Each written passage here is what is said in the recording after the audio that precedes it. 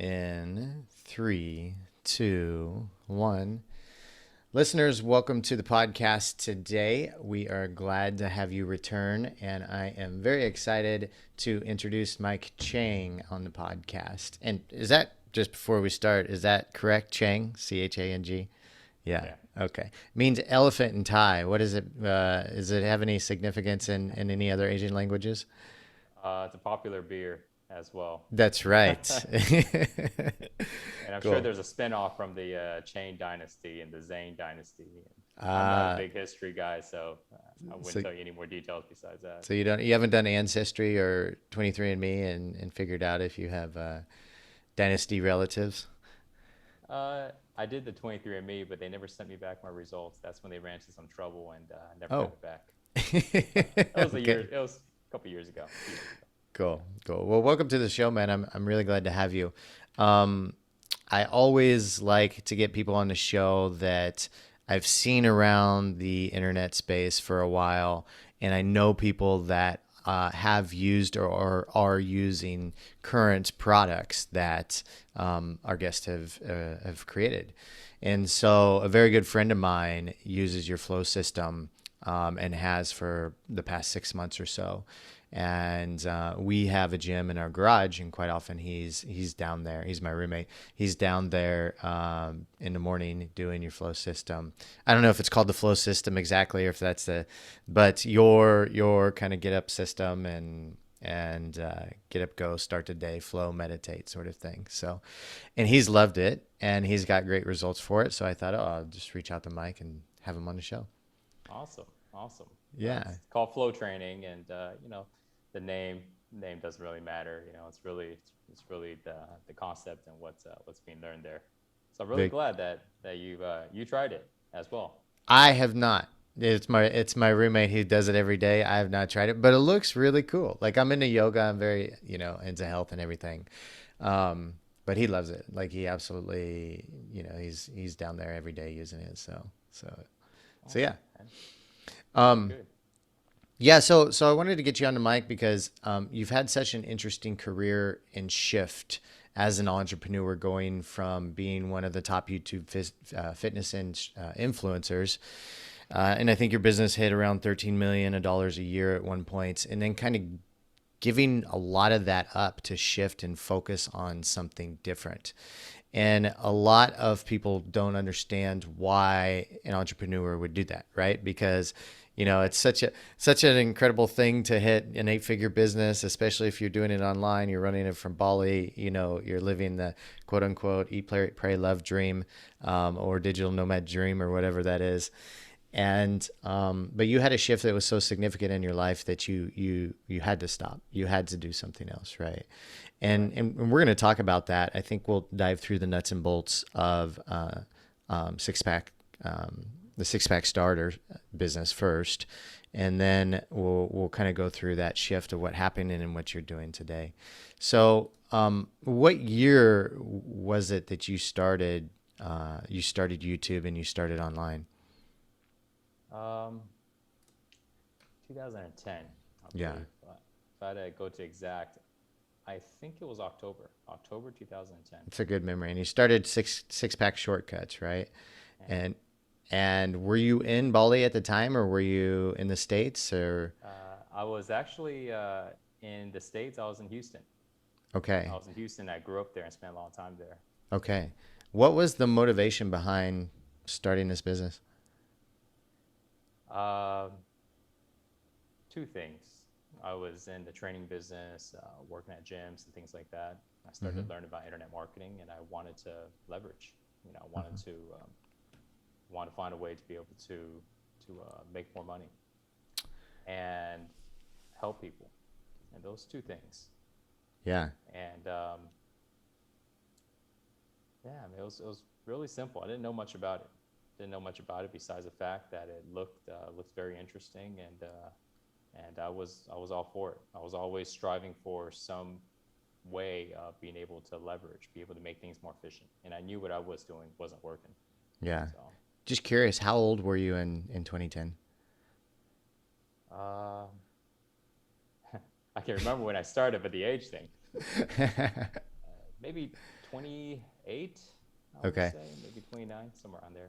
And um, so I had a mentor of mine in 2011 tell me that, Chris, you should start a YouTube channel and then just document all the stuff that you do, and then, you know, and then make a bunch of money and become an influencer. And I was like, nah, I'm too busy. I've got other stuff going on.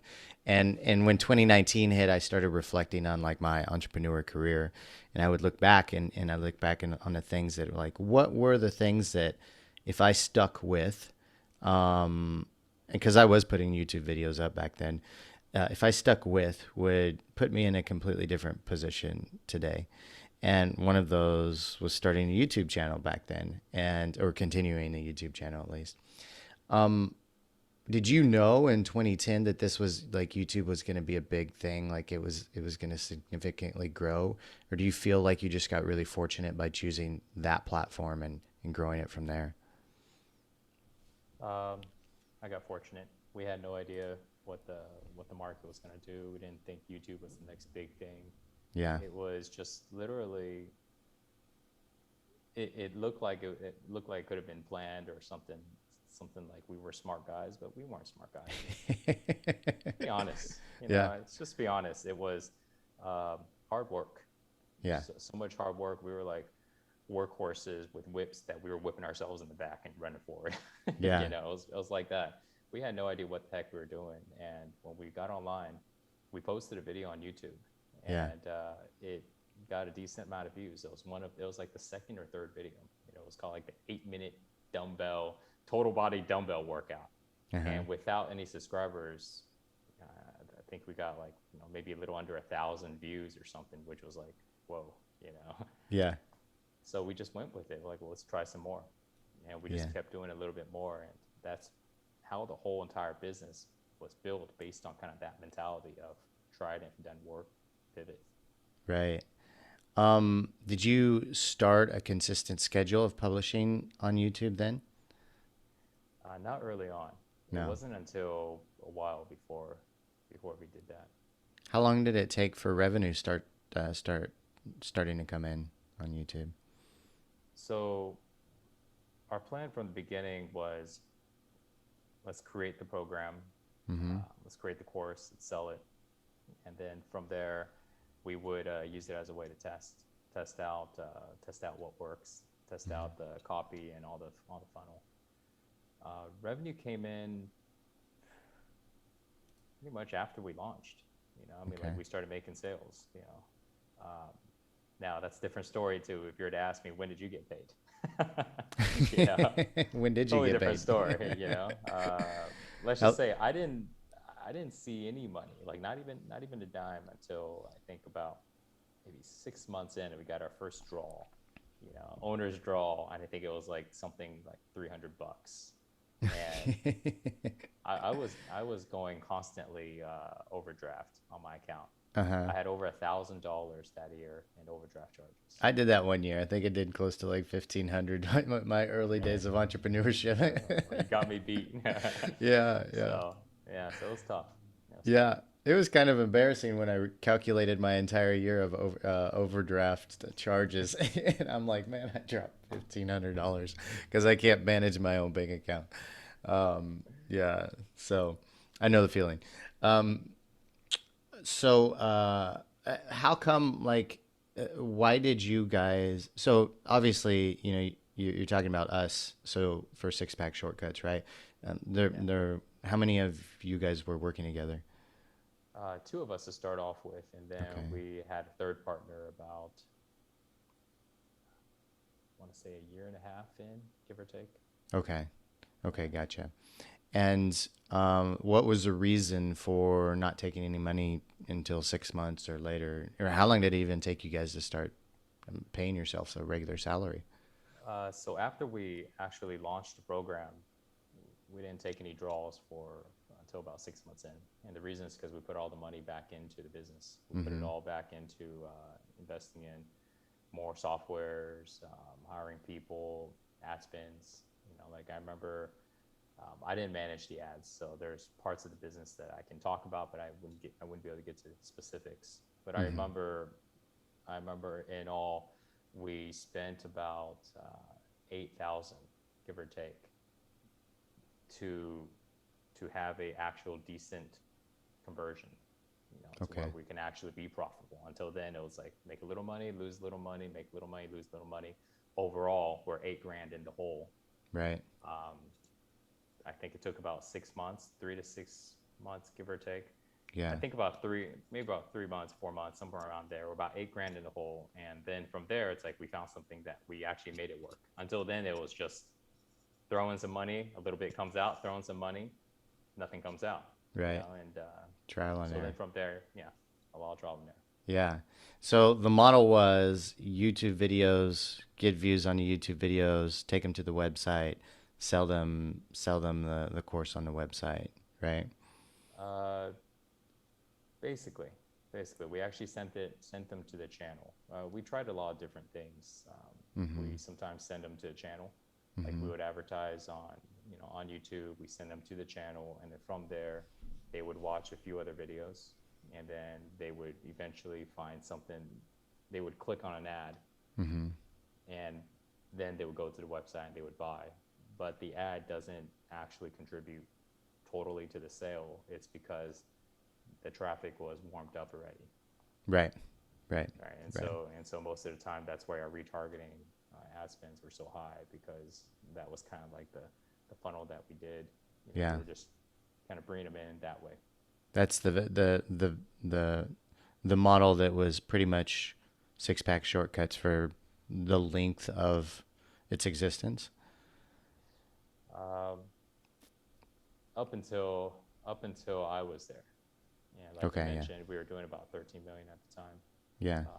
We were set up to do a lot more, and we did. Yeah. There was a point a couple years after, did about 24, 25, Okay. and but uh, things didn't work out. Yeah.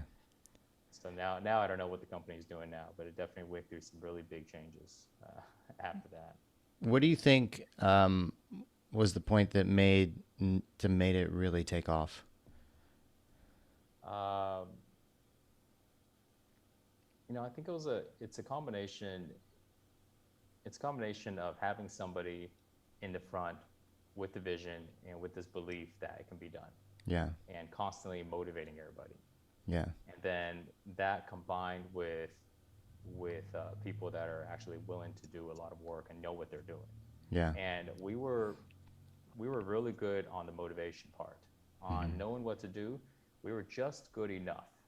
I wouldn't say we were really good. We were just good enough that we can do something, but we weren't doing spectacular things. Nobody would look at these videos or these ads or the things we're doing and go, "Wow, this is mind blowing." They would Mm-hmm. just be like, "These guys are grinders. They're hustlers. They're working day and night. They don't stop." You know, Right. you walk Right. into our office, and I mean, back in the day, it was like Boiler Room meets Wolf of Wall Street, Yeah. and Gold's Gym, you Yeah. know, Looking and back on that now, I feel we talk a lot about high performance on the podcast. I love the idea of learning about high performance, but there's different types, right? Meditation, yoga, Zen type of performance, but also you see high performers and you could categorize those or the boiler room type of Wall Street investment bankers. So, and you're a much different person now than I would assume that you were back then. Looking back on that, how do you feel about that time in your life and seeing that type of operation that you created compared to kind of your perception of it now? I would say that success is defined differently now. Mm-hmm. Back then, I didn't really know any better, and had a much bigger ego than Mm-hmm. now. So the mentality was whatever it takes to achieve the goal, to be Right. successful. Right. And to define success, it was about being the best. Yeah. It was about being the best. It was about being number one. And we won't stop until we do.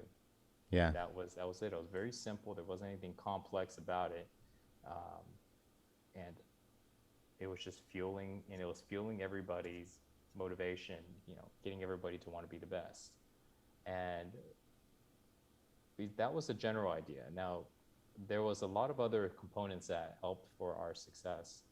One of them uh, that sometimes could be overlooked or sometimes could be difficult to maintain, especially in companies now that work digitally, is having a strong culture in the company. Right. You know, having people feel like the company gives a shit. You know, Yeah. that their managers actually care about them. That they go from this transactional relationship to actually caring about each other as human beings. Yeah. And we did a lot of that. You know, we did a lot of that. We we weren't just, you know, making products and selling. We were building people, Right. and we genuinely cared about them. We set up the operation to be able to build people up, and on all levels. On the physical side, oh, they worked out like crazy. You know, Mm-hmm. like everybody in the company, a lot of them were mandatory to work out. All Mm-hmm. the people on my team was. I ran about 2/3 of the company, Mm-hmm. and everybody on my team was mandatory. You had to work out every morning. We provided free food for everybody and super healthy meals. Started off with simple combinations, and it got really elaborate. And we had 3 companies later on. Massive, massive fridges, all the drinks and stuff like that. Um, and also that's on the physical and diet wise, and then on the emotional and the mental, we talked a lot about mindset. We talked Yeah. about a lot about personal stuff. People will come to me in the hallways, go, Mike, you know, they tell me about their life situation, and then they'll tell me about what's going on, and I give them advice. Do this, no matter if it's relationship or if it's something that they want to do for work. It's, you know, they're not happy with their job, they don't know what to do, or they want to move up, but they don't. And I'd help them figure it out. And Yeah. we had ways of helping people. Like, for example, somebody goes, um, I I want to do this job, but I don't know how to do it, or I want to make more money, but I don't know how to make more money. You know? Yeah. Or I want to go, like, I remember my assistant, he wanted to be a pilot, and he wanted to go fly, but he didn't have the money for it, and he wanted to go fly people around privately. That was his Mm-hmm. dream. And I told him, great, I'm going to help you get there. And all I ask from you is, before you leave, you find your replacement, train them, and that's it. Then get the heck out of here. Yeah. And That that was doesn't his mentality. that doesn't sound like a boiler room to me, Mike. It sounds like a dream job. Well, it's one side of it was very, very wild and aggressive and Uh-huh. going, and then the other side was very, very. Um, we just we cared. We cared, and Yeah. we helped a lot of people. And a lot of these people that came from Sixpack are now doing running businesses of their own. They're CEOs, CFOs. They're running other operations now. Yeah. So That's the, I think, ideal, for me anyway, the ideal type of team and business model to have a culture in that. And Mind Valley actually does this really well also, to have a culture that really brings people up, that helps them achieve their dreams instead of just keeping them at the job, just, for sake of, not having to replace the employee and train another employee. Like, I think that's absolutely phenomenal. And in Mind Valley, what happens is they get such a huge list of people that want to work there, because all the other employees that work there go and they brag about how awesome it was to work there, and so now they don't have any problem hiring, because they have a massive list of everybody that wants to work at this, in this amazing culture. So yeah, that sounds amazing. I mean, so okay, I want to dissect a few more nuts and bolts of six pack shortcuts. But then I want to ask you the question after that about why would you want to leave that? Because that sounds incredible, man. You're helping people. You guys yeah, built a company up to 8 figures. You do some hustle side of it. You've got an internet business, but hustle culture is a part of so many businesses these days, and it's kind of, I don't want to say it's mandatory, but a lot of people go through those hustle stages from year 1 to 3 or so, and build. But yeah, I think I'd like to kind of just dissect more about, like, at the prime of the company when you were there, how many employees did you guys have? And then I think you said you had two other partners, including yourself, that were the heads of the company, right? Yeah, so we had about 64, 65 people. Okay, so you had a really big team, and all of you guys in Houston. So we started off in Houston, but Uh-huh. that when we actually launched, we were in Austin. And Okay. so the rest of this was all in Austin, basically. Okay, gotcha. Yeah. And these were kind of the early days of really remote work. But were you doing remote work, or did you have everybody at an office? Almost everybody's in the office. We Okay. had some people here and there, but I would say over 90%. Yeah. And also the company got bigger when I left because I set it up. Well, I wouldn't say I set it up. I said we had a plan to skyrocket the numbers, Right. you know, and so we went from a 6,400 square feet office Mm-hmm. to a 30,000 square feet office, Mm-hmm. and so when I left, we were just about done with renovations of everything. Um, well, when I stopped working in the office, they were almost done with all the renovations and everything. And then when I finally left the company for good, the operation was already running in this office, but there was a lot of plans to bring on more people. Right. So at some point, the company did reach maybe about 130, 150 people. Okay. Gotcha. And I'm curious, like, in the prime when you were there, I think you said you did over 13 million.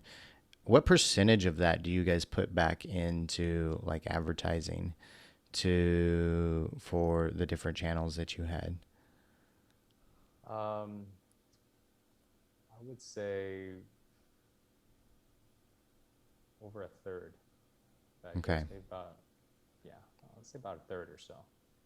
Yeah. It varies from month to month, but there'll be months to where we spend about 250, Mm-hmm. 300, uh, And maybe some then months more. so you had your staff you had to pay for, and then your salaries. What were the profit margins that would come in usually on a regular basis? Um, that was a struggle. I think we were doing maybe 11%, Yeah. 15%. I think the best we may have gotten something close to 20 Yeah. on like a year or two. But I remember it more in like the mid-teens, high teens Yeah. most of the time. Yeah. We were just so aggressive with growing that that was the whole model. It was never about stacking up a big goose egg in cash, and it Yeah. was about let's become the biggest, and we just kept reinvesting and Yeah. kept building. Yeah. So What do you think of that model now? it could still work, to be honest. I feel like there'll definitely be some things that have to change, Yeah. um, like the approach of the ads,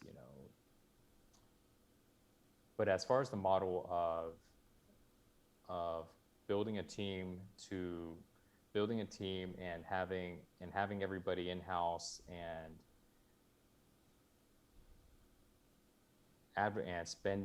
spending enough money on the ads to build a strong traffic source. I mean, just that machine with the right conversion numbers. I mean, it still works. It's still what a lot of companies are doing today. I Mm-hmm. think there was a lot of other areas that we could have leveraged. We didn't have the right people to support the growth of certain revenue streams because we had different revenue streams. There's Yeah. like continuity, there's front end products, there's like revenue coming from sponsorships, emails, phone team, etc. And Yeah. the areas that we put a lot of attention is too, they grew, and vice versa. So there were lots of areas that we could have increased the profit margins on, and I feel like in time, if we stayed with it, if things worked out, eventually those areas would have gotten stronger, Yeah. and our profit margins would have increased significantly because there were just massive amount of opportunities that were just obvious. But it takes work. It takes the right person to manage it and things like that. Yeah. So you came to a point in your career where you had a realization that you no longer wanted to work in the business and you wanted to focus on a different type of lifestyle and your own personal happiness and creating something different. Um, how long? So you started Six Pack Shortcuts in 2010. When did you have this realization? Um, February 2015, February Okay, 8th. so only 5 years into the company, Yeah. and so what was the experience that made you realize that you had to leave the company? You want the long version or short version? I'll give you the short version and you can ask the Yeah, and we questions can if you ask. like. Yeah, there we go. Yeah. Uh, I had a I had my first psychedelic experience with some mushrooms that combined with some very intuitive, some intuitions that came in on doing certain things to my body, like tapping, breathing, um, and a lot of self-analyzation Okay. for about 6 hours straight. Okay. It allowed me to be able to um, to increase my level of consciousness, to expand my consciousness. It's not something that could be fully understood, but mostly experienced. But Yeah. I wasn't interested in any of these things, you know. But when it happened, what I experienced was just a very, very, very high level of joy and freedom and Mm-hmm. silence and peace. There was no voice in my head. Everybody knows about their voice because they're always talking. Yeah. My voice stopped, and the amount of liberation when you have no voice in your head is beyond what most people could ever imagine because they never experienced it. But the ones that do know, and they don't ever go back. Yeah. And so when I experienced that, the ripple effect of that, because it's not just quietness in here, the body changes. It's like the sensation that you feel in your body is something that's unmeasurable. It's like imagine all the best feelings you've ever had and multiply it by like 1,000, Mm-hmm. and you might come close to that sensation, you know. And I'm talking about all the drugs you've ever tried, you know, not just random stuff. Right. And so with this type of experience, my first thought was, um,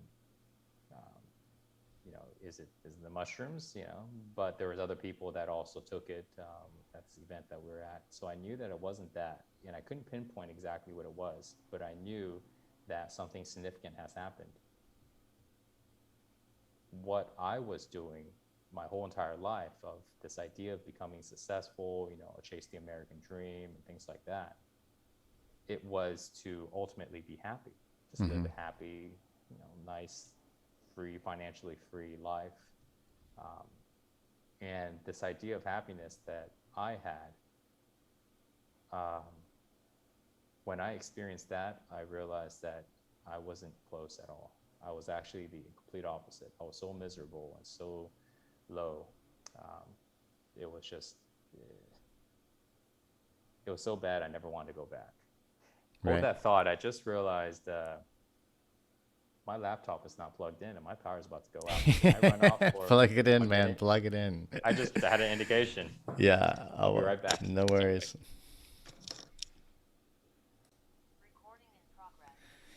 Okay, we had a little glitch there. Mike had to take care of his laptop and plug it in the wall while he was talking about this incredible experience, feeling perfect peace for the very first time.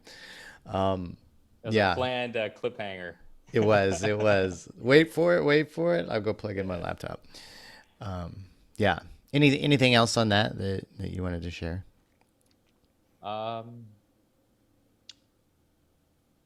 you know, there's been a lot of people ask me that question because it's strange. It's like I've there was definitely higher levels of success, much higher. Mm-hmm. But I wouldn't think of myself as like a greedy, a greedy person that wants the world. I would see myself as somebody that wants to feel financially secure and that generally wants to help people, and Yeah. whatever it takes to get there. That's would be my mentality. And I achieved that.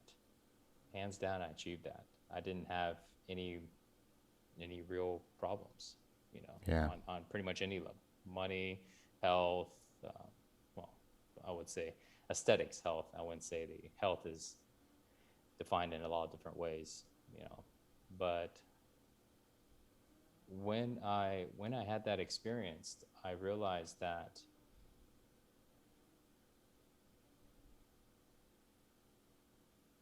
me, along with most people, actually what they want is not is not what they're going after. Mm-hmm. But it's a but they have to go through a certain journey. They have to go through a certain experience to be able to come to the realization.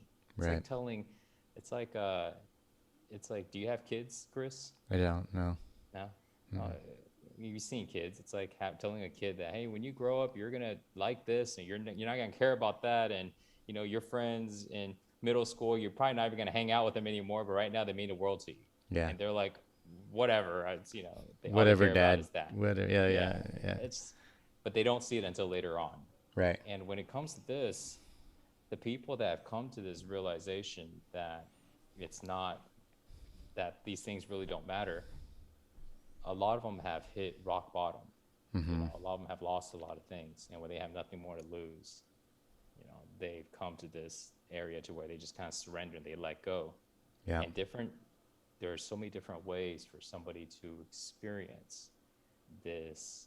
We can say this moment of enlightenment, this moment of self-realization, to where this level of peace and happiness is experienced, and from there, somebody has a taste of this level of joy and freedom. And suddenly, from this new reference point, they realize that what they had before was nothing. What they had before was terrible. But Yeah. they couldn't realize it, even if somebody told them, because it's not anything that can be told. It's like, let me tell you how I feel. No matter what words I use, you can't know how I feel, and vice versa. Yeah. But suddenly you're in my body, you're feeling it. It's a different thing. Yeah. So that's what happened. And from there, a lot of people, even now today, they still are curious. Yeah. But there's one other thing I want to share, and then we can go deeper into it or go into another area. I'm a little different now than before. For example, something I used to do is I used to yell in conversations. Not playfully, but Right. like you'd argue, Yeah. and well, no, no, your voice raises. Uh-huh. I don't remember the last time I did that. Yeah. And this used to be like a daily, at least maybe every other day occurrence for Yeah. some situation, work, relationship, whatever. I don't do that now. So this is all from that 6 hour experience, your first. It was the beginning of it. It was Okay. the beginning of it. It wasn't like this one experience and that was it. Right. Okay.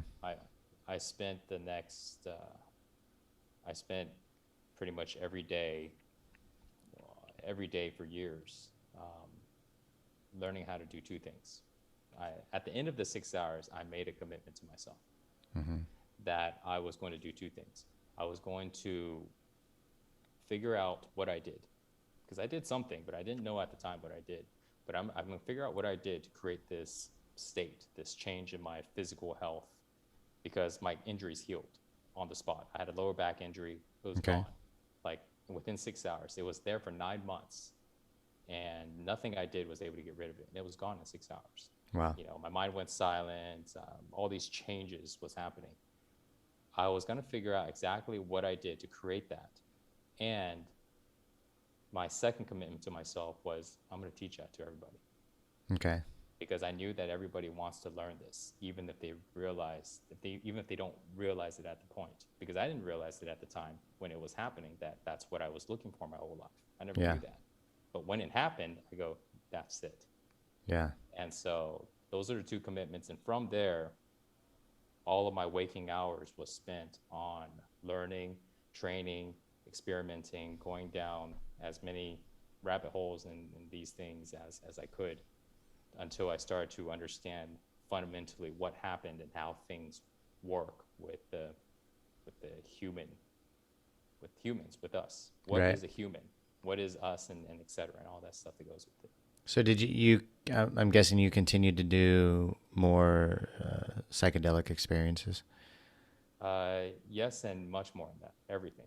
Okay. Everything. Get my hands on all the practices, readings, religion, crystals, all kinds of stuff.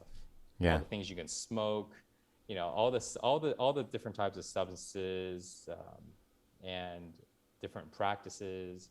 Mm-hmm. Um, yeah, as many things as I can get into to try to find out what happened. Took a little while, but finally I got it. You know.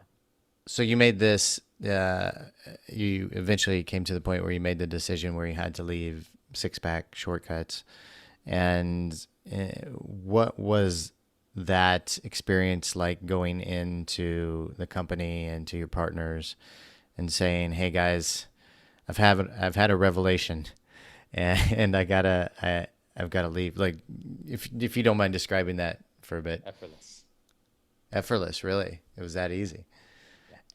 How much of so did you decide that directly after that first experience, or did it take you a few more months and some more Uh, experiences? about 3 days after. Okay. And you went in and you just told the team, you said, I've got to leave. Uh, Close. Okay. Okay. Close. It was more like, Walk hey us through guys, that. Yeah. uh, you know, hey guys, this awesome thing has happened. I explained to him the best I could at the time of what Uh-huh. happened. Told him I'm feeling so good. My mind's expanding like a computer. It's like I upgraded in a terabyte of RAM. I can Mm. process information like a madman right now. It's insane. I know everything that needs to happen. Like, just had this expansion and feel great and all this stuff. And I'm like, we're gonna figure out what this is, and we're gonna teach everybody. We've got Yeah. this massive audience. This will be a new program, course, didn't matter. Let's do it. And they didn't agree. They told me, nah, we can't do that. I Yeah. was like, yes, we can. We're the owners. We can do whatever we want. And they're like, no, we can't. We're a fitness company, and we need to stick to fitness based things. So we can't go that direction. Yeah. There's salaries we got to pay. Yeah. We got to stay in business. So I looked at them and I was like, well, yeah, I understand. Okay, well then I'm out. And they looked at me and they're like, well, are you sure? I mean, you sure you want to think about it? I was like, no, I'm sure. Let's do it. Yeah. We'll, Wow. we'll figure it. We'll figure it out. We'll figure out the details. But yeah, just let you know, I'm out. Let's figure this out Yeah. because I know what it is that I'm going to do now. Yeah. That was it. And was there a bit of time that you, I guess, quote unquote, kind of filled the gap of when did you help the team fill the gap of you leaving before you left, or did you? Okay. So you spent some time working through that process, Yeah. and and then so so a lot of people, I imagine, going through this experience, you kind of knew what, or at least had an idea of what you were going to do next with your life, because a lot of people, when they leave their businesses after they've been working in for a long time, it's like losing a baby, right? And then they become lonely and depressed and yada yada yada. So for you, I would guess it would have been the opposite, maybe, because you kind of had a vision of what was going to happen next anyway. It was supposed to happen. Um, Kinda. I mean, like I knew that's what I wanted to do, but as far as how to do it, I didn't even know what it was Mm-hmm. that happened. I knew that I wasn't special enough to where it could only happen to me and not happen to somebody else. Right. That I did not believe. So I knew that this can be duplicatable, but how? I had no idea. So it took me a long time to figure that out. And then from there, it's like, how do you sell that? It's easy to pull off your shirt and go, you want this, go get it, buy here. Yeah. Yeah. But how do you go and explain to somebody, hey, you want to be happier? They go, I am happy. So you got to convince them that they're not happy. Then you're going to point out all the stuff they do, and they go, oh, I don't want to talk to you anymore, man. You're such a downer. Let me go back to somebody who lifts me up. Yeah. No, bro, I'm just pointing out the truth. Yeah. So it's very different. It's very different to sell this. You can't really sell this. You can only present it to people that are already looking. And I know that might be kind of the idea generally, but when it comes to other products, you can sell it. You can create these desirable things. It's easier, but this is a little bit more difficult. So there's definitely a lot of challenges. But the biggest challenge I wouldn't even say is that. Because with enough market research, with enough testing, you can figure all that stuff out. Yeah. The biggest challenge, this I did not know. I discovered it, and then I tested this concept over and over. And most people won't realize this. But the biggest challenge is being able to maintain this state of peace, the state of presence, while building a company. That is one of the most difficult things, because I know what to do, and the things I don't know what to do, I know how to find the right people to do it. Right. But it's not like the state is non-reversible. It can definitely reverse, and you can go back, and all these things will happen. And most people won't realize that it's happening until it's too late. Right. I can realize that it's happening, but I can't stop it. Yeah. If that makes sense. It's like somebody who's quit drinking, and now they're drinking again, and they know that they're drinking, but they can't stop themselves from doing it. It's kind of like that. They realize their state has changed. They can feel the stress. They can feel the discomfort and the suffering and all that emotional stuff, but they can't do anything about it. Yeah. And so, therefore, what I've been doing is figuring out how to be able to maintain this state, and while building and creating a balance, because there's an idea of, well, I'm sure maybe there is a way to build a company that's massive and that's doing really well and have all this great success and maintain a really nice state of freedom and inner peace. But it's actually very contradictory. And the reason why is because this state of being, when somebody gets in this state, they are fulfilled. They don't need any more. Yeah. So what happens if you don't desire more stuff? Are you going to go out and bust your butt? Yeah. You're going to only do what's needed. Yeah. You're not going to go above and beyond. Yeah. And we all know that in order to succeed, you got to go above and beyond. And so to create the motivation and the desire and the reason and the purpose to go above and beyond will throw you out of the state, because it makes you want to desire again. And then when you desire again, now you just created a lack. So you can fill it with desire, your accomplishments. Right. But now that you create this lack, this desire that drops in isn't going to fill it. So you got to keep dropping it in. It's like, first there was no hole. You got rid of the hole. You feel freaking great. Then you have no motivation. You don't care. Life is awesome. But now you want to succeed. So you create this hole inside of you so you can drop things in, so you can have the motivation to.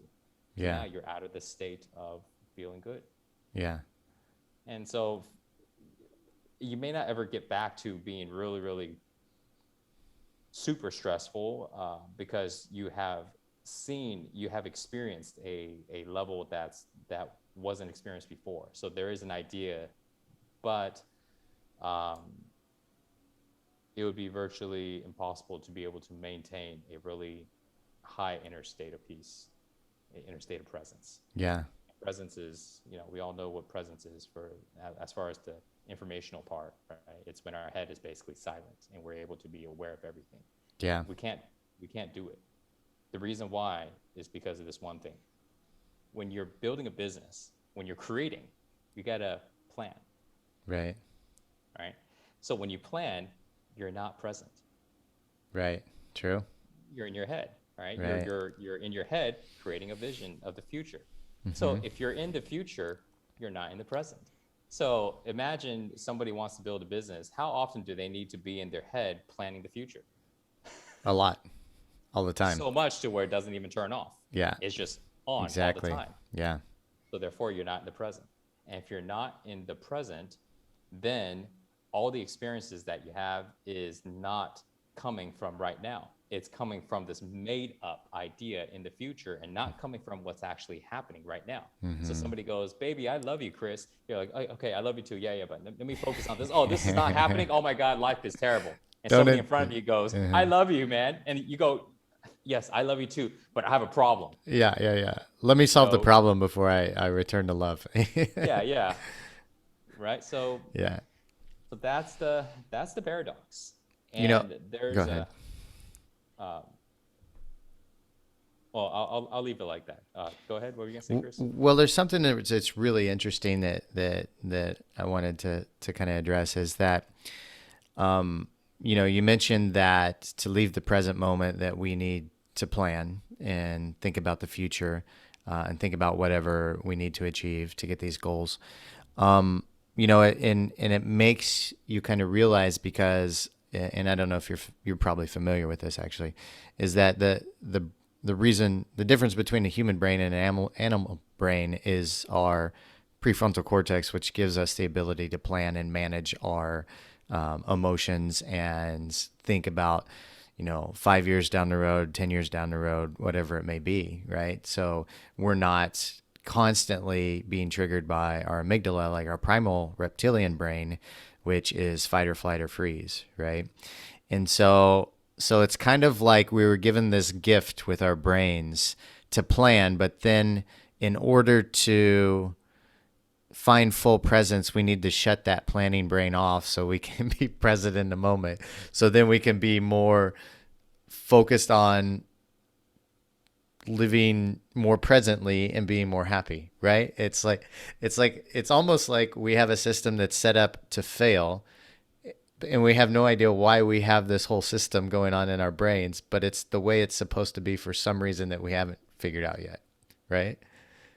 It's like right, exactly. Yeah. It's like you give somebody a knife and they can go and hurt somebody with it, or they can go and provide life Right. by using this to help people. But you have to plan to provide life or hurt people with it too, sometimes. But yeah, so then what is the point of then being present all the time if we have brains that are designed to have evolved to a point where it's necessary where we can plan, but then the goal of quote unquote peace of mind or enlightenment or being present is being present to where we're not planning, to where we're shutting Right. it, right? And I'm curious what your So thoughts are on that. the idea is to be able to spend spend more time in the presence and plan only when it's needed Okay, and have the ability to switch it off and go back into the presence. gotcha. So when we're present and we're working, we call it flow. Okay, And we've all experienced it. It's when you're doing something, you know what you're doing, so you don't have to think. You're just doing it, right? right. And the results are coming. And even if you do it and you mess up, but then you know what to do to try it again. And if it messes up, you know what to do. So is you're always in this continuous feedback, action, feedback, action, feedback. Mm-hmm. And so therefore you're in flow. And people talk about flow state in athletics and work and creative stuff.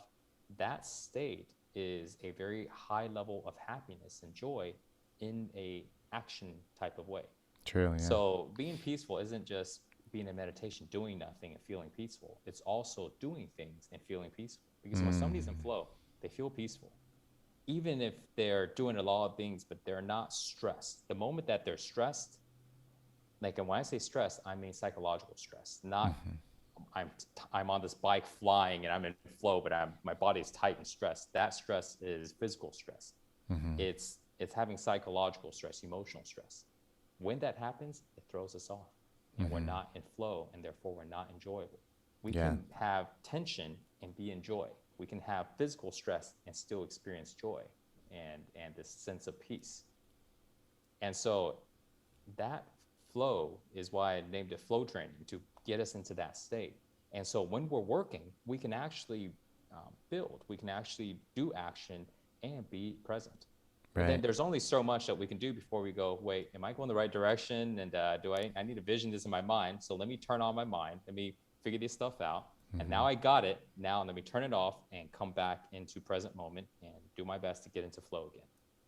And so if we were able to do that, we would have balance and we would be able to create a abundance life, which is what we need, but not everything that we want.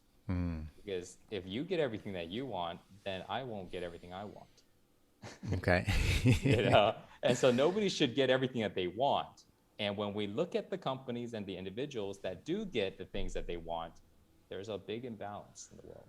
Yeah, And so, that makes but sense. we should all be able to get what we need. Yeah. And when we're able to do that, now we have this harmonial balance. And when we're in presence, we're able to feel. So we don't make decisions plainly just with our mind. We now make decisions with our feelings. And so we're not running on a program. You see, we're always running on programs because we're always watching programs. Right? And so we're always being programmed. And so when we're now taking action, we take action based on an existing program. But when we're present, we don't run on a program. We know what this program could be, and we know this, but when it comes to being present, we watch actually what's happening. We make the best decision based on what's happening right now on two things, our thoughts and our feelings. Right. But people that are not present, they can only make it on thoughts. They have no feeling to be able to judge what's happening. Because to be able to feel is to have a high level of awareness, present moment awareness. So in other words, if somebody's not present, if they're present, we're all technically present, but presence, there's a lot of different degrees. If we were 100% presence, we got silence in here. Right. So if we were 50% presence, let's say we're thinking in here and we're also kind of talking, but I'm kind of thinking in my mind and having a conversation here as well. And so the more present I am, the more I can feel, because my body is here in the present moment. And the less presence I am, the less I can feel this body. So what happens is people spend all these years not being present because they're busy planning and building their empires. They lost the connection to be able to feel their body. Now, if they can't feel their body starts to become sick, because they can't tell if they're drinking this, if they're eating this, if they're doing this or not doing something, the effect of the body. They have no idea. Right. It's like somebody who's never takes their car into the mechanics and knows nothing about their car until one day it breaks down and they take it to the mechanic. The mechanic goes, you have a problem. And so this is what happens with our bodies. And so we don't feel this body. Our body loses the sensation to feel. And so we don't have the ability to make decisions based on feelings anymore. So now we can only make decisions based on a program that we're running. And guess who put this program in our mind? You see? Right. So that's how the dots get joined. And so the way that we can break out of this is to become present. And the first level is to become present of this freaking program that's running and go, hey, I'm doing this. And when did I learn this? Why am I doing this again? Oh, right. I learned it when I was 15. Why again? Oh, yeah, that's weird. Yeah, that made sense when I was 15 years old, but I'm 30 years old now. I'm going to let that go. Right. And then now I go through this process of changing the habits that this program's involved in. And now that I'm aware of my programs and I'm present, I can't be controlled. But now what we got is a whole bunch of free people that are present, that are full feeling, and that are actually making real decisions and not running a program.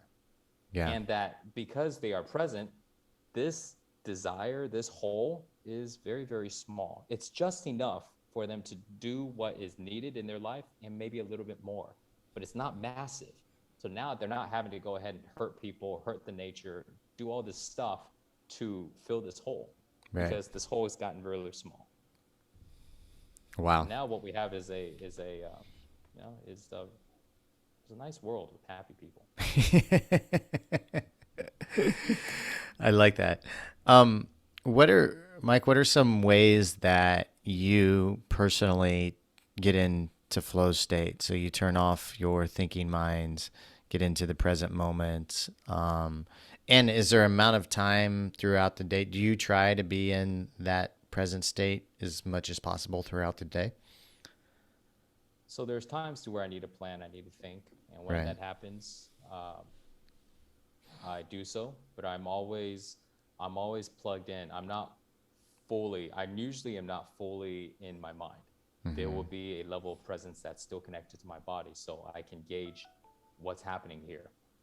So let's say I'm in the planning, I'm thinking about all this stuff, and then I can feel that my feeling, my energy is changing. Mm-hmm. Let's say stress is starting to rise. And when it's rising, now I take a look at what I'm thinking. I take a look at my perspective. Am I thinking in a very fearful way? Did I just go down some rabbit hole of worry and what if? And suddenly I'm starting to feel this stress rise. And so now I go, wait, let me stop this. Let me take a step back. Let me relax. Let's get rid of the stress, get rid of the tension, clear this energy. Okay, now let's go again. Let's take a look at it again and start from the beginning. And so now what it does is it allows me to be able to make better choices because I'm not making it based on fearful perspectives, Mm-hmm. not based on all this fearful stuff. It's not that fear never comes in, you know. It's just that when it comes in, I've got an indicator that goes ding, ding, ding, there's fear, chill out, don't make any, random decisions or impulses and stuff, take a look, stop.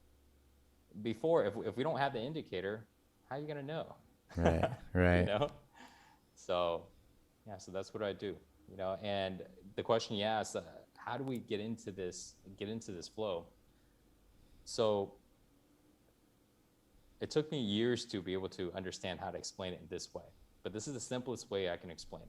Our body is like this container that holds energy. And when our energy frequency is high, we're happy, we're joyful, Right. Yeah. right? We see everything in a positive, optimistic way. We're optimistic.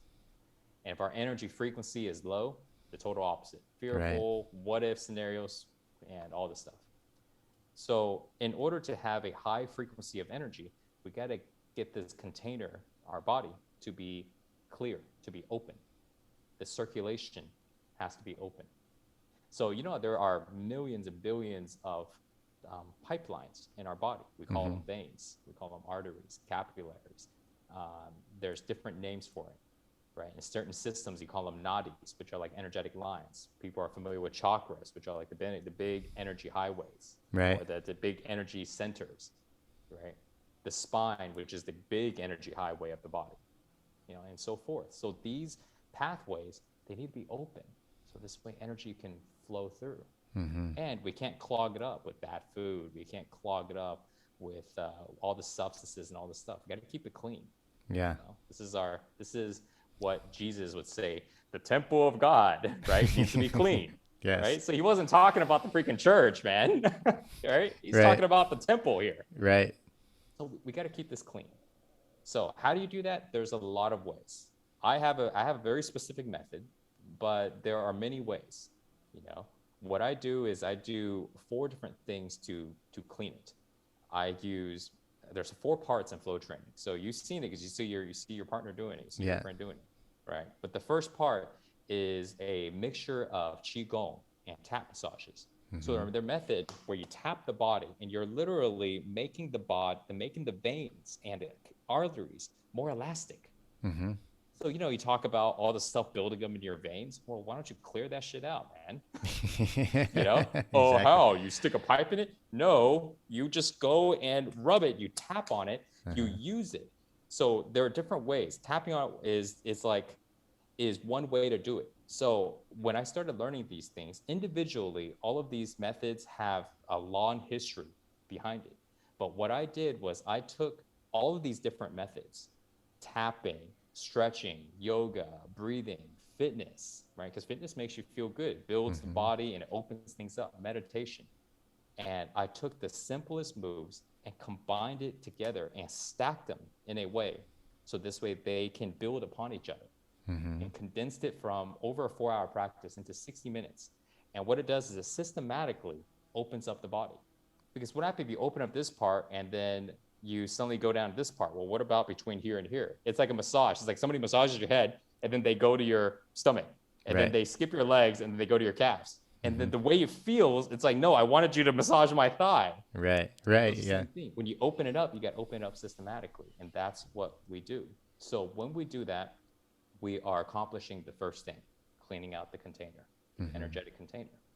When we clean this container out, our consciousness, our awareness, which is energy, changes automatically. We don't have to even do anything. You don't have to learn anything. You literally just clean the container, boom, it changes. Now at this point, you don't have new information. What you have is a new perspective on the existing information you already know. Yeah. Right. So you don't go, whoa, suddenly I understand the universe or I understand how all this, no, but you may go, wow, I just realized that I can just now see it in that person's shoes now. And, I was being wrong and I could have did it differently. Yeah. That didn't take any new information. That was something that already existed in a person, but they were never able to see it in that perspective because their energy frequency was too low. So what happens now is this is a stimuli for change because they can now see in a different way. So now from there, they can start to learn more information. So what people do right now is they skip the first part because they don't understand that. They go, I'm thinking bad, let me just learn new things. And what they do is they learn new information, but they don't change their perspective. Because their perspective is based on the energetic frequency. It's like you tell a scared person to learn more information, and now they give you more reasons on why you need to be afraid. Right? And you're like, no, I was telling you to learn more so you can chill out. Well, actually, the more you learn, let me tell you how bad it is. And the fact is, what they're saying is true, but so is the other perspective. There's a movie that I recently watched. I don't know if you've seen it before. It's called Tomorrowland with what's the guy's name? He'll come to me. There's a line in the movie that says there are two wolves. They're two hungry wolves. I know the story, I think. I'm gonna totally chop the story up, but you'll get the idea. Yeah. There's a wolf that's fearful and angry and bad, and there's a wolf that's really happy and peaceful and optimistic. Which wolf do you have inside of you? And the answer was, the one that you feed. Right. Yeah. Again, I know there's an actual way to say this story, but I totally chopped it up. But that's the idea. They're both real. Yeah. And so somebody that has a low energetic frequency, they will debate with you till the death of what they're saying is true. And they are absolutely right. And these are facts. This isn't a hypothetical. They're not making things up. But what they don't realize is that all of that is true because it does exist, but the other side is true as well. And if they want to be able to see the other side, they have to change their energy. Right. And it has to do with cleaning out this container. You don't have to bring more energy in. Here's the sun. If you wanted more sun to come to the ground, you don't need to create a device to try to absorb more sun. You know what you do? You get out from this roof. Yeah. You wait till the clouds are not covering the sun. But you don't have to try to amplify the sun. Right. That makes sense. That is energy coming from the sky. Now energy is coming from the earth. So how do you get more energy to come up from the earth? You don't need to create some type of extraction thing. All you need to do is remove what's blocking the energy from coming up. So now, how do we get energy to come into our body? We don't have to go ahead and wear all this crazy stuff and do all this stuff. All we need to do is remove what's stopping the energy from coming into the body. And that has to do with clearing all the pipelines. That's it. And if we look at every disease starts off with a plugged up something. The plugged up something didn't allow the body to function, and now parts of the body starts breaking down. And so someone goes, "Oh, you got a liver problem, you got a heart problem, you got an artery problem, you got this problem, you got that." No, these are just the causation. They're the effects, but they're not the causation. The causation is your body's energetic system is clogged up. Your body's arteries are clogged up. Everything's clogged. So you got to do the things to unclog it, and now all of your problems will go away. Yeah. Wow. So that's the answer. The learning stuff happens after, but you got to do this first. So Yeah. people got it backwards, and that's the message to get out there, is to tell people, open this up. You don't need to be a fitness model. We're not saying all these aesthetics. We're talking about opening up the inside of the body. Now, whether or not somebody wants to be athletic and have a great body, that's bonus. That's icing on the cake. That's up to every individual's preference. But the bottom foundation is you got to have a open energetic system in the body. Your container's got to be clean. Right. Got to Yeah. flow. That makes sense. I'm curious, Mike, on I'd love to get into your daily routine, what that looks like for you, and then the type of diet that you keep. So my daily routine, I wake up in the morning. After I get out of the shower, I start my flow practice already. And that's 60 minutes, right? 60 minutes, give or take. Yeah. Sometimes it's longer, sometimes it's shorter. Um, because I work out multiple times throughout the day. Sometimes I'm filming videos, I'm doing a little workout. Sometimes I'm doing all the stuff. So my practice in the morning, on average, is probably about 30 minutes long. I Okay. start off in the shower, so I don't do it from start to end like how it would show in the videos. Right. Um, but this might be kind of funny. The way that I dry off is I do the first move of the practice, hops, which you're hopping your body like this. So I'm wet and I'm Uh-huh. hot and doing this, and then I'm dropping my arms down and I'm playing water off of my body. And by Uh-huh. the time I'm done with like the first about 5, 6 moves, my body is pretty dry enough. I put on a pair of shorts and I go outside and I finish the rest of the practice. Okay. Yeah, yeah. Nice. And that's how Nice. I start the day. And then afterwards, if I do filming, if I do something else that has to do with physical activities, I might do something. But I realize I need to do my own personal practice In the to morning. start the day every day. Do you have a regular time you wake up? Um, Not really, not right now. There's Okay. been a lot of changes in my household. Okay. My wife is expecting, so Oh, congratulations. thank you. We Yeah. haven't we haven't announced it publicly anywhere, so so a few people may know We've now. got about a month until this podcast goes out. So Yeah. So there might be a little bump showing then. So she's only I think like 11 weeks in. So there's okay. been some changes in our routine, and my sleep schedule is very different. Like right now, Could it's imagine, yeah. yeah, Yeah. it's pretty late. Pre-pregnancy though, did you have a regular wake up time? Yeah, it was about 8:30 to 9 a.m. Okay. And then hours per sleep each night? Um, about 6 to 7. Okay. Yeah, and I And have some catch-up days once in a while where I get about 8, but that happens about once every week to 2 weeks. and diet. So first meal, second meal, and then type of food you eat. So my meals are very simple because of my body type. Every body type has different preferences.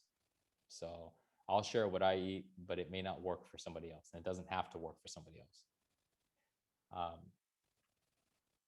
I eat about 5 eggs, um, a handful like this of red peppers, about 3 pieces of sweet potatoes, Okay. and sometimes sweet potatoes is replaced with bok choy, about this much bok choy, and that's about 80% of my diet right Oh wow. Okay. And then when do you start eating? What time? now. After practice, so if I Okay. wake up, by the time I start practice around 9, I'm done in about 40 minutes. So that I go downstairs, and so I would say about 10, give or take. Okay. And are you eating little bits throughout the day, or do you have you're eating your first meal, second meal later in the afternoon, sort of thing? Um, it changes. Okay. I've always been very intuitive with my training and my eating. I've never Okay. counted calories. I've never measured with a scale on anything. Mm-hmm. Even when I was in the best shape and I was in really low body fats, I never did it. Mm-hmm. Uh, I've developed I developed ways to be able to use my feeling and use just eyeing to figure out how much to eat. So sometimes I would eat around like 10, like I said. Mm-hmm. Sometimes I would go downstairs and I just wouldn't eat anything, and I make myself a tonic. And Mm-hmm. I have this tonic recipe that I do. Add different stuff in. It's pretty warm. It's hot, and then I make like 1 or 2 cups of that, and then I drink that, and then I'll go till maybe 2 o'clock in the afternoon before I have any real food. Okay. And and then do you have do you just is each day different for you for work? Or do you like to put a certain amount of time each day, or does it depend on whatever's going on? Um, it depends on what's going on. Okay. Yeah. And in the evening times, do you have a time you stop eating? Like you don't like to eat past, like I don't like to eat past 6 p.m. No? Okay. Nah. Yeah. Yeah. Interesting. Okay. And then I would guess you go to bed around midnight or a little bit after midnight or so if you're getting 7 hours or so. Uh, yeah. Before, I mean, now It's different. it's as it's as different as can be. Yeah. And you sleep, I'm guessing you sleep really well? Most of the time, Yeah. there's days to where I'm not sleeping the best, and it's Yeah. because too many mental activity going on, Yeah. you know. Yeah. And sometimes I'll do practice at night, and if I do, it clears it, and I sleep well. Sometimes I don't feel like doing it, and I just kind of lay there and toss and turn for a little bit before I finally crash out. Yeah. Yeah. Nice. That's incredible. Um, Anything else on your daily scheduled diet that we missed? Um, I like to eat a lot of almonds. Yeah. Um, I do my best to cut out tea. I mean, I'm sorry, not tea, coffee. But caffeine is not the best. Yeah. Um, I drink a lot of medicinal mushrooms. Okay. Uh, How often? uh, Usually about once a day, Okay. and sometimes if I really need the charge, if I didn't get enough sleep and feeling really groggy, then I'll drink it up to about 3 times a day, and it'll Okay. totally get me focused. So medicinal mushrooms, so not mushrooms that are giving you psychedelic type of experiences, ones that are, yeah, got it. Any other supplementation besides the mushrooms? Um, Not regularly, not regularly. I've Okay. got a handful of supplements, herbs that I take that I've been learning a lot more on. Some of them boost up like testosterone and energy, Okay. and I kind of play with it. Sometimes I want to have a little more, and sometimes I don't take any of them. Yeah. Things like ashwagandha, tribulus, D-aspartic acid, GABA, leucinoprienes, and Mm-hmm. ginseng, and on and on. It's a whole handful of them. Yeah. Got it. Okay. Sounds like an incredible daily routine, man. It's Sounds very it's low friction.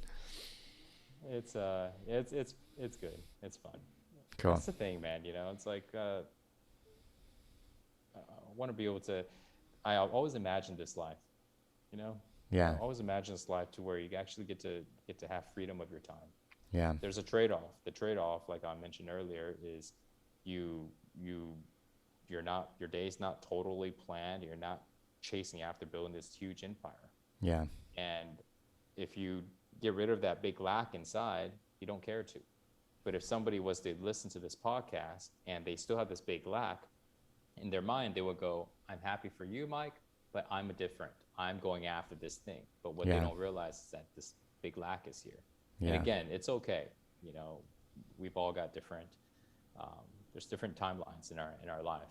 Yeah. But I hope that at some point, everybody can come to some realization to create that balance, because they're not Yeah. ever gonna be happy without it.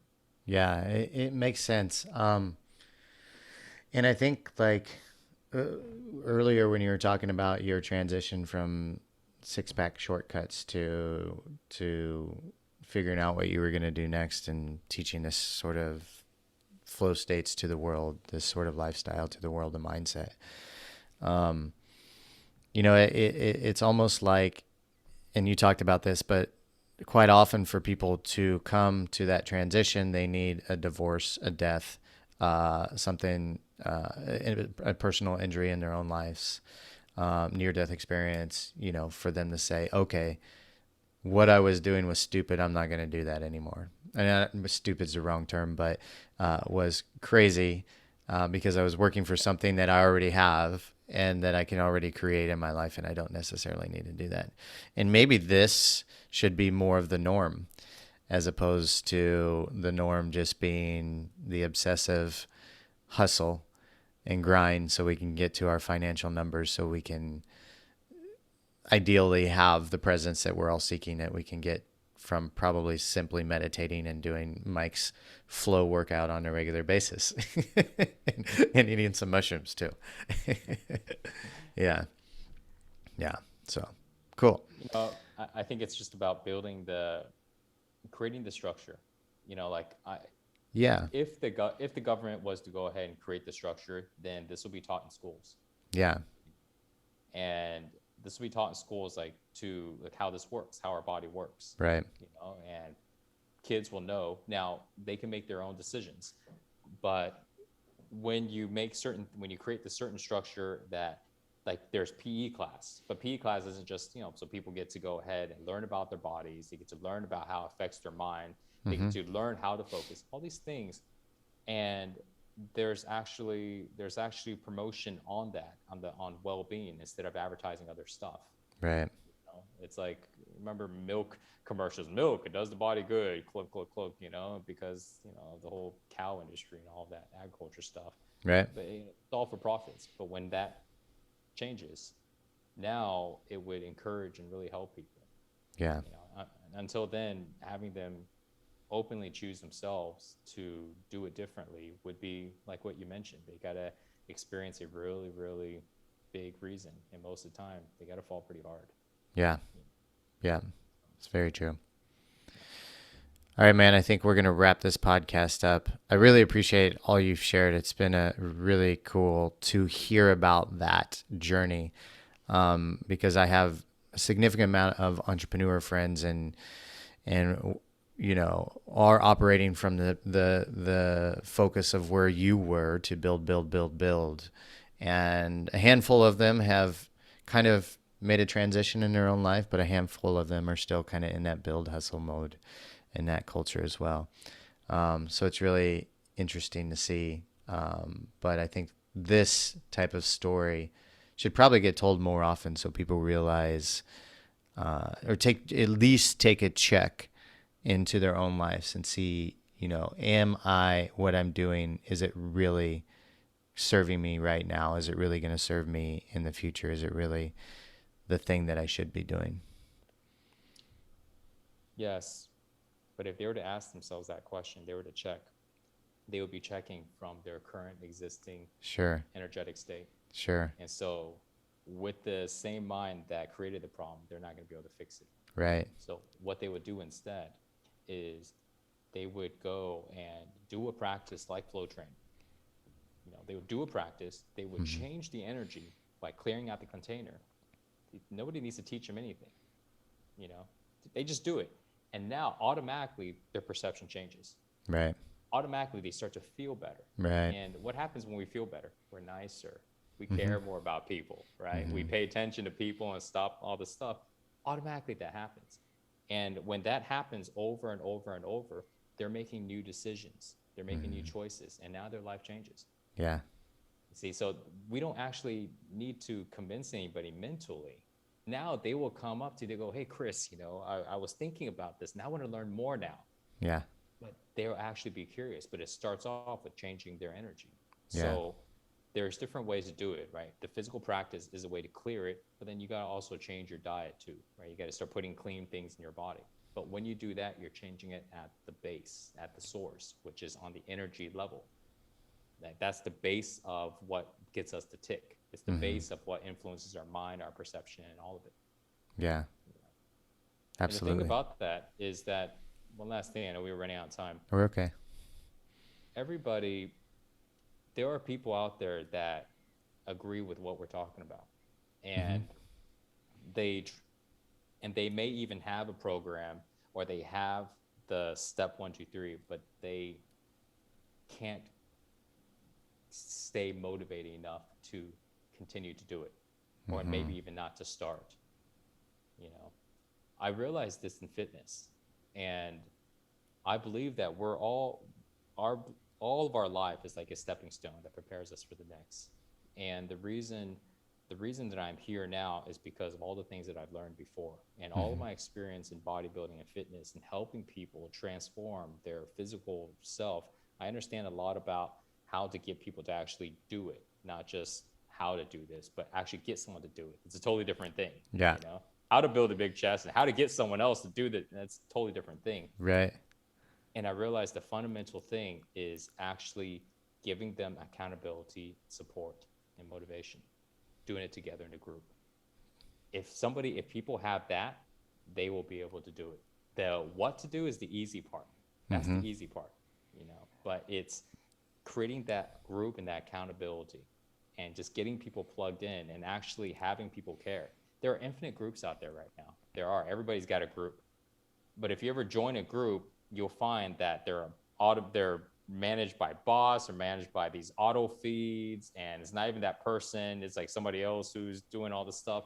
So it lacks sincerity. It lacks real relationship building, Mm-hmm. because people only create it because they know it's part of what's necessary. It's not Mm-hmm. because they are actually spending any energy, because maybe it doesn't increase the bottom line, doesn't make them more money. So why would they care? Why don't they focus more on traffic and conversion, Yeah. and less on the product? Exactly. Yeah. But if they did, they could actually help people, because these groups do work, and but it's what people actually need. And so that's why I think there's a big opportunity right now where we're at, for people, for all the influencers out there and the people that are actually helping people win personal development, helping people become healthier and happier. But they actually need to shrink that hole inside of them by actually doing the things that they're telling people to do, not just marketing the stuff, but not doing it themselves. And then their hole is not being filled up. Their hole Mm. is filled up from the numbers, not from anything else. And they need to actually do it. That's the thing. It's like the information is all existing out there, but people aren't doing the work. And the people who's teaching it aren't doing the work. And then the people who's learning it can't stick to it. So you got this issue. And the way to solve it is that line by Gandhi: be the change that you want to be. If every teacher actually did the stuff that they taught, then they would fill that hole. Their hole would start to shrink. And now the way that they conduct their business, the way that they would teach, would be more authentic. They will spend more time on getting results than time on bringing students in. Right. So they make less money. Who gives a shit? Who cares? You'll be happier because your hole of lack has shrunk down. So Yeah. you will be more happier, even though on the outside, the unhappy people won't get it. Who cares? Doesn't matter if they get it or not. Yeah. You will feel it. You will know it. And everybody around you will be able to feel it as well. And then you realize that you didn't need as much money as you thought you needed to be happy, and you're much happier without worrying about the 8 9 figure exit, right? Yeah. Yeah. Exactly. Mike, I've loved this. This has been a fantastic chat, and I really appreciate you coming on and sharing all of your experience with us. It's an incredible story.